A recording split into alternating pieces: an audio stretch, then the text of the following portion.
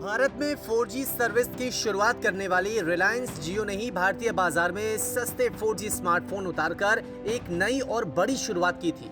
अब जियो के सस्ते 4G फोन लाइव बाजार में बहुत कम ही देखने को मिल रहे हैं, लेकिन इसकी शुरुआत का श्रेय जियो को जरूर जाता है। इसके बाद जियो ने दुनिया का पहला और सबसे सस्ता 4G फीचर फोन लॉन्च किया, लेकिन अब टेलीकॉम के बाद लैपटॉप बाजार में भी जियो अपनी धाक जमाने की तैयारी कर रहा है। खबर आ रही है कि जियो सस्ते लैपटॉप पर अब काम करना शुरू कर चुकी है।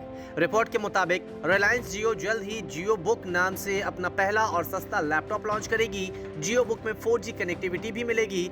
जियो के लैपटॉप जियो बुक में फोक्ड एंड्रॉयड होगा, जिसे जियो OS के नाम से जाना जाएगा। लैपटॉप में सभी जियो ऐप्स का सपोर्ट मिलेगा। इसके अलावा जियो बुक में 4G LTE का सपोर्ट भी होगा। इससे पहले भी साल 2008 में आई एक रिपोर्ट में कहा गया था कि जियो लैपटॉप सेगमेंट में काम कर रही है। उम्मीद है कि लैपटॉप कंपनी को मोबाइल फोन यूजर से परे ऐसे ग्राहकों तक पहुंचने में मदद कर सकता है जो बजट फ्रेंडली कंप्यूटिंग डिवाइस की तलाश कर रहे हैं। XDA डेवलपर्स ने अपनी रिपोर्ट में कहा है कि जियो ने जियो बुक के लिए चीनी निर्माता ब्लू बैंक कम्युनिकेशन टेक्नोलॉजी के साथ साझेदारी की है। ये कंपनी अपने कारखाने में पहले से ही जियो फोन मॉडल बना रही है।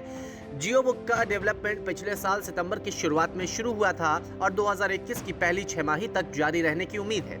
डिवाइस के अप्रैल मिड तक प्रोजेक्ट वैलिडेशन टेस्ट स्टेज तक पहुंचने की उम्मीद है। इसके साथ एक तस्वीर भी शेयर की गई है जो बताती है कि लैपटॉप पूरी तरह से तैयार होने के बाद कैसा दिखेगा।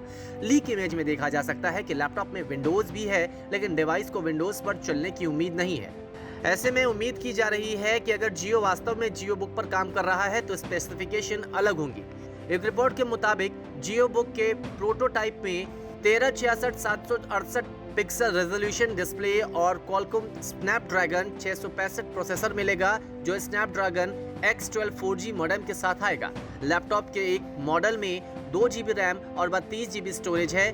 दूसरे मॉडल में 4GB रैम और 64GB स्टोरेज है। कनेक्टिविटी के लिए लैपटॉप में mini HDMI connector, dual band wifi, Bluetooth और क्वालकॉम का ऑडियो चिप मिलेगा।